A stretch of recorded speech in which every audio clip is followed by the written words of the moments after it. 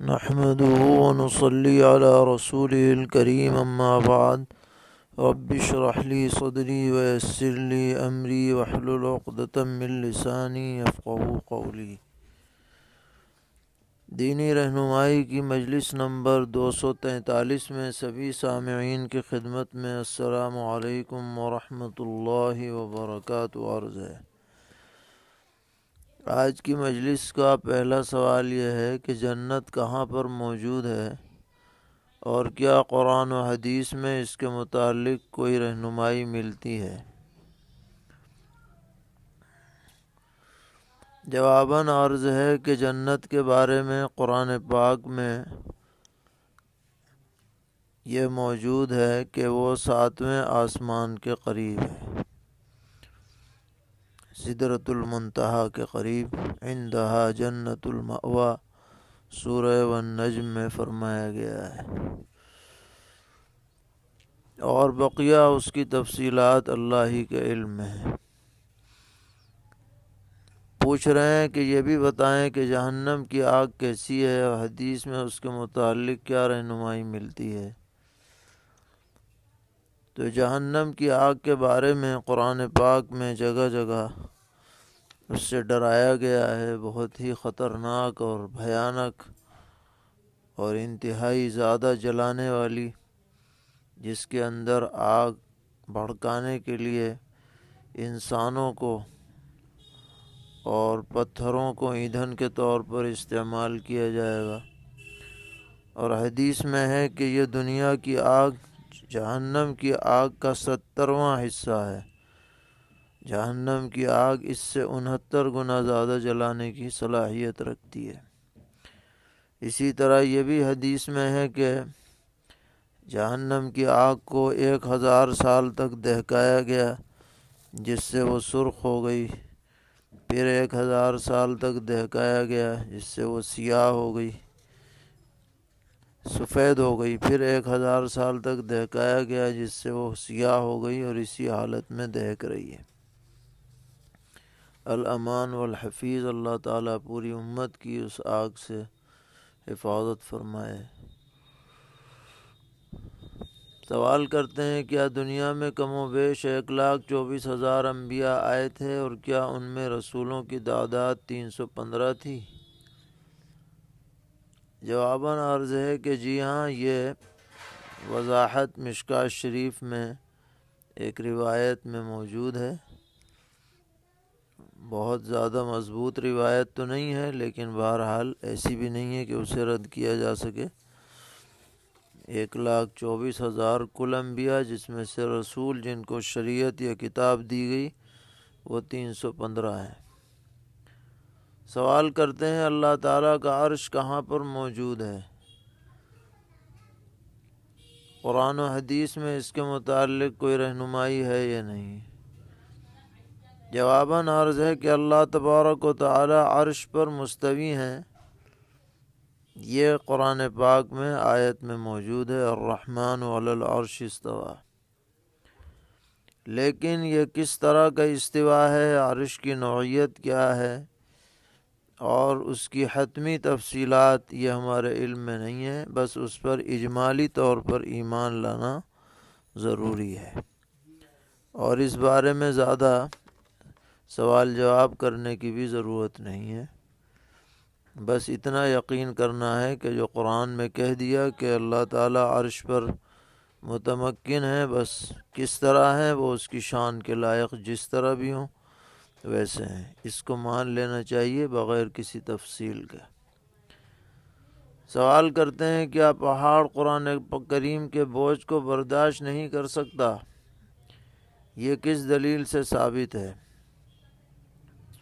جواباً عرض ہے کہ سورہ حشر کے آخری رکوع میں ایک آیت ہے کہ لو انزلنا هذا القرآن على جبل لرأيته خاشعا متصدعا من خشیۃ اللہ، کہ اگر ہم اس قرآن پاک کو پہاڑ پر اتارتے تو وہ بھی کانپنے لگتا اور ٹکڑے ٹکڑے ہو جاتا، پست ہو جاتا اللہ کے خوف سے۔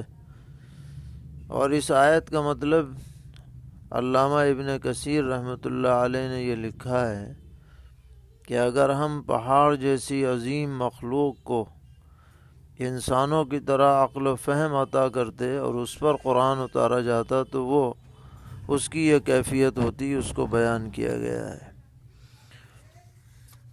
محض جامد پہاڑ کے طور پر نہیں، بلکہ اس کو اگر عقل و فہم دی جاتی تو وہ بھی اللہ کے سامنے تواضع کا اظہار کرتا، تو انسانوں کو تو بدرجہ اولیٰ تواضع کا اظہار کرنا چاہیے، کیونکہ ان کے اندر ویسی طاقت نہیں ہے جیسی پہاڑ کے اندر ہوتی۔ سوال ہے کہ جس قبر میں مردے کو دفن کیا جاتا ہے اسی قبر میں منکر نکیر اس سے سوال کرتے ہیں یا دوسری جگہ؟ جواباً عرض ہے کہ قبر میں سوال جواب یہ ایک برزخی حالت ہے جو ہماری نظروں سے اوجھل ہے، اور یہ ایسی کیفیت ہے کہ جسے کوئی انسانی آلہ اپنی تدبیر سے جان نہیں سکتا۔ چنانچہ اگر آپ قبر میں کوئی کیمرہ لگا دیں یا کوئی اور چیز لگا دیں کہ وہ قبر کی حالت کو محفوظ کرے، تو یہ سوال جواب کے احوال اس کے دائرے میں نہیں آ سکتے ہیں۔ تو ایک پردہ پڑا ہوا ہے، سوال جواب کس انداز میں ہوں گے، اتنا تو بتلا دیا گیا کہ فلاں فلاں سوال ہوگا، تمہارا دین کیا ہے، تمہارا رب کون ہے، اور پیغمبر علیہ السلام کے بارے میں، لیکن اس کی کیا تدبیر، کیا انداز ہوگا، اس بارے میں بس یقین کرنا ہے احادیث شریفہ پر۔ اور اہل سنت والجماعت کا عقیدہ یہی ہے کہ یہ جو سوال جواب ہوتا ہے یہ باقاعدہ روح اور بدن دونوں کے ساتھ ہوتا ہے، اور ظاہر یہی ہے کہ جہاں تدفین ہوئی ہے اسی کے بعد سے سوال جواب کا عمل شروع ہو جاتا ہے، جیسا کہ بعض احادیث میں اس کی صراحت بھی ہے۔ پوچھتے ہیں جس طرح قمری سال اللہ تعالیٰ کا ہے، کیا اسی طرح شمسی سال بھی اللہ تعالیٰ ہی کا ہے؟ جواباً عرض ہے کہ سورج ہو یا چاند، شمس ہو یا قمر، دونوں اللہ تعالیٰ کی مخلوق ہیں، اور دونوں کی تخلیق کے مقاصد میں سے یہ ہے کہ اس سے حساب وغیرہ لگایا جائے۔ تو شمسی حساب بھی اللہ ہی کی طرف سے ہے، قمری بھی اللہ ہی کی طرف سے ہے۔ البتہ اسلامی عبادات جو ہیں، روزہ ہے، حج ہے، اس کی جو وقت کی تعیین ہے وہ قمری حساب پر ہے، اسی وجہ سے اسے اسلامی کیلنڈر یا اسلامی تقویم کہا جاتا ہے۔ سوال کرتے ہیں کہ ابن صیاد کون تھا؟ کیا دجال ابن صیاد سے الگ ہے یا دونوں ایک ہی ہیں؟ جواباً عرض ہے کہ ابن صیاد مدینہ کے ایک یہودی کا لڑکا تھا، اور غالباً اس پر کوئی جناتی اثر تھا اور کچھ عجیب سی اس کی حیت تھی، اس لیے لوگ اسے یہ کہا کرتے تھے کہ شاید یہی دجال ہو، لیکن حقیقت یہ ہے کہ وہ دجال نہیں تھے، دجال الگ ہے۔ سوال ہے کہ کیا میدان محشر ملک شام کی سرزمین پر قائم ہوگا؟ جواباً عرض ہے کہ اس میں علماء کی دو رائے ہیں۔ ایک تو یہ ہے کہ واقعتاً شام ہی کی سرزمین پر میدان حشر قائم کیا جائے گا، اور اس کی کیفیت اللہ ہی کو معلوم ہے، اور دوسری رائے یہ ہے کہ میدان حشر میں ملک شام میں قائم ہونے کی جو احادیث ہیں ان کا مصداق قیامت کے قریب ایک آگ نکلے گی جو لوگوں کو سمیٹ کر شام میں جمع کر دے گی، تو اس جمع کرنے کے اعتبار سے محشر کہا گیا ہے، قیامت کے اعتبار سے محشر نہیں کہا گیا۔ یہ دوسری رائے ہے، واللہ تعالی عالم۔ سوال کرتے ہیں کہ کیا حضرت یعقوب علیہ السلام کی بینائی حضرت یوسف علیہ السلام کی جدائی کے رنج و غم اور رونے کی وجہ سے چلی گئی تھی؟ کیا یہ بات صحیح ہے یا عارضی پردہ پڑ گیا تھا؟ قرآن پاک میں جو الفاظ آئے ہیں کہ وہ بیضت عیناہ، آنکھیں سفید ہو گئی تھیں۔ اس سے تو یہی معلوم ہوتا ہے کہ واقعتاً ان کی بینائی چلی گئی تھی، اور پھر بطور معجزہ حضرت یوسف علیہ السلام کے مبارک کرتے کو آپ پر ڈالنے کی برکت سے اللہ تعالیٰ نے بینائی لوٹا دی، جیسا کہ سورہ یوسف میں مذکور ہے۔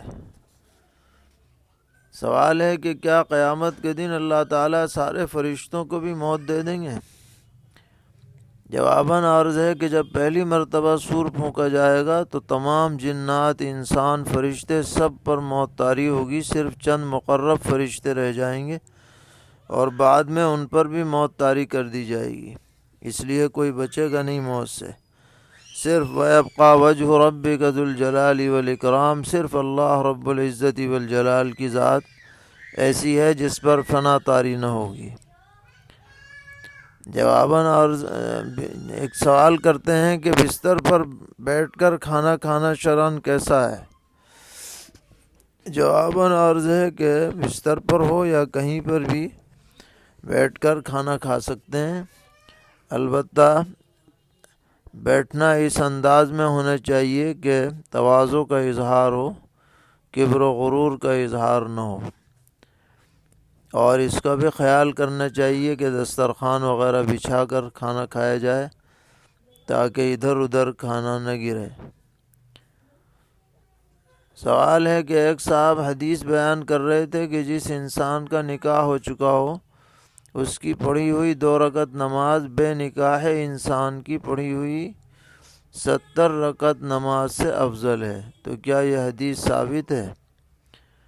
جواباً عرض ہے کہ اس طرح کی جو بھی احادیث ہیں وہ یا تو سخت ضعیف ہیں یا موضوع ہیں، اس لیے انہیں حدیث کہہ کر بیان نہ کیا جائے۔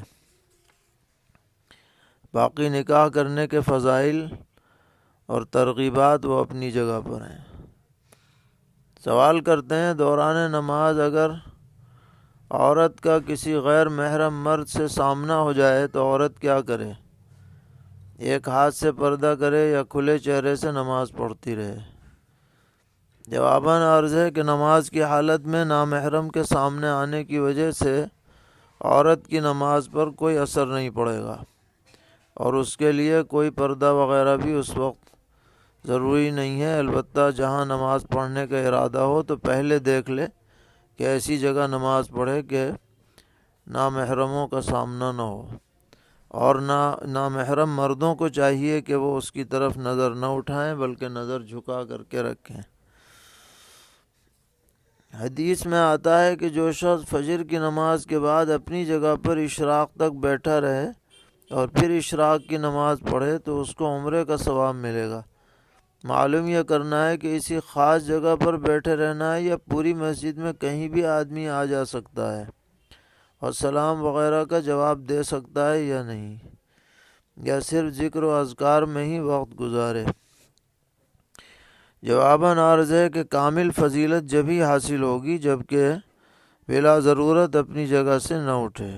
ہاں کوئی ضرورت ہو دینی اعتبار سے، مثلا سبق وغیرہ پڑھنا ہے، مطالعہ وغیرہ کرنا ہے، اور اس میں لگا رہا تو یا طواف کرنا ہے اگر حرم شریف میں ہو تو انشاءاللہ اس کو یہ فضیلت حاصل ہو جائے گی، اور سلام کا جواب دینے میں کوئی حرج نہیں ہے، ویسے بھی سلام بھی ایک طرح کا ذکر ہی ہے۔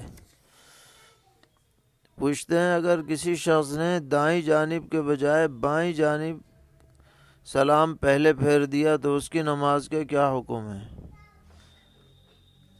جواباً عرض ہے کہ دائیں جانب پہلے سلام پھیرنا یہ مسنون ہے، پہلے بائیں جانب پھیرے گا تو ترک سنت کا مرتکب ہوگا اور نماز اس کی فی نفسی ہی درست ہو جائے گی۔ سوال ہے زید نے آٹو رکشہ لے کر خالد کو دے دیا ہے، وہ دن بھر کرائے پر رکشہ چلاتا ہے اور روزانہ کی آمدنی سے 250 روپے رکشے کے مالک کو دے دیتا ہے، تو کیا زید کے لیے اس طرح کمائی کرنا جائز ہے؟ جواباً عرض ہے کہ یہ 250 روپے کرائے کے طور پر لینے درست ہیں، شرکت کا معاملہ نہ ہو، یہ کرائے کا معاملہ ہو تو یہ درست ہو جائے گا۔ سوال کرتے ہیں کہ ہمارے سکڑ دادا نے تقریباً 3 بیگھے زمین اس لیے چھوڑی تھی کہ اس میں خاندان کے مردے دفن کیے جائیں، چنانچہ 70-80 سال سے اس میں ہمارے کنبے کے مردے دفن کیے جاتے رہے، لیکن چند سال سے دفن نہیں کیے جا رہے ہیں، تو کنبے والے اس زمین کو فروخت کر کے دوسری جگہ زمین لینا چاہتے ہیں، کیونکہ اس میں جانے کا راستہ خاندان کے افراد نے رنجش کی بنا پر بند کر دیا ہے، تو کیا اس کو بیچ کر دوسری جگہ زمین لی جا سکتی ہے؟ واضح رہے کہ دادا نے وقف کا لفظ استعمال نہیں کیا تھا اور نہ ہی اس کے وقف ہونے کا کوئی علم ہے۔ جواباً عرض ہے کہ یہ جگہ چونکہ وقف نہیں ہے ضابطے کے اعتبار سے، اس لیے اگر سب خاندان والے متفق ہوں تو اس جگہ کے بجائے دوسری جگہ قبرستان کے لیے لی جا سکتی ہے۔ سوال کرتے ہیں شب زفاف میں دلہن کا کمرہ اوپر سے نیچے تک پھولوں سے سجانا اور بستر پر پھولوں سے ہارٹ کا نشان بنانا، جس میں ہزاروں روپے خرچ ہوتے ہیں، یہ کیسا ہے؟ جواباً عرض ہے کہ تھوڑی بہت تزئین اور سجاوٹ میں تو حرج نہیں ہے، لیکن بہت زیادہ اس میں مبالغہ کرنا اور پیسے خرچ کرنا یہ اسراف ہے، اس سے بچنا چاہیے۔ سوال ہے نکاح اور ولیمے میں ٹیبل رکھ کر پیسہ لینا کیسا ہے اور نہ دینے والے کو برا سمجھنا کیسا ہے؟ جواباً عرض ہے کہ اگر کوئی خوش دلی سے ہدیہ دے تو لیا جا سکتا ہے، لیکن جو نہ دے اس کو برا سمجھنا یہ صحیح نہیں ہے، اس میں جبر نہیں ہے، ہدیے میں جبر نہیں ہوتا ہے۔ سوال کرتے ہیں کیا لڑکی کا ولیمہ ثابت ہے؟ لڑکا لڑکی ایک ہی گاؤں کے ہوں تب بھی لمبی دعوتیں کی جاتی ہیں تو اس کا کیا حکم ہوگا؟ جواباً عرض ہے کہ لڑکی کے یہاں ولیمہ نہیں ہوتا، صرف دعوت ہوتی ہے، اور یہ دعوت سنت نہیں ہے ولیمے کی طرح، صرف مباح ہے جبکہ اس میں کوئی اور خرابی شامل نہ ہو، اسے لازم بھی نہ سمجھا جائے اور اس کا بیجا اہتمام بھی نہ کیا جائے۔ سوال ہے کیا نکاح سے قبل لوگوں کی دعوت کرنا ثابت ہے جبکہ اس شادی میں کوئی باقاعدہ باہر سے مہمان نہیں آتے بلکہ گاؤں کے اپنے ہی رشتہ دار ہوتے ہیں؟ جواباً عرض ہے کہ نکاح سے قبل باقاعدہ دعوت ثابت نہیں ہے، نکاح کے بعد رخصتی کے بعد ولیمہ ہے۔ نکاح کی رات کو شب زفاف سے پہلے بھی ایک دعوت کی جاتی ہے جس کو منی ولیمے سے تعبیر کرتے ہیں، تو اس کا کیا حکم ہے؟ لڑکے والوں کی طرف سے اگر یہ دعوت ہو اپنے اعزاء کو تو فی نفسی اس کی گنجائش تو ہے، لیکن بہتر یہی ہے کہ باقاعدہ رخصتی کے بعد شب زفاف کے بعد ولیمہ کیا جائے۔ سوال ہے شادی میں لمبے لمبے پنڈال لگانا، اس میں لائٹنگ لگانا جس میں لاکھوں روپے خرچ ہوتے ہیں تو کیا حکم ہے؟ جواباً عرض ہے کہ اس میں کیا شک ہے کہ یہ سب چیزیں فضولیات اور اسراف میں داخل ہیں، ہر مسلمان کو ان باتوں سے بچنا چاہیے۔ اللہ تعالی ہم سب کو ہر طرح کی خرافات اور رسومات سے بچنے کی توفیق عطا فرمائے۔ وصلی اللہ تعالی علی خیر خلقہ محمد وعلی آلہ واصحابہ وذریاتہ اجمعین۔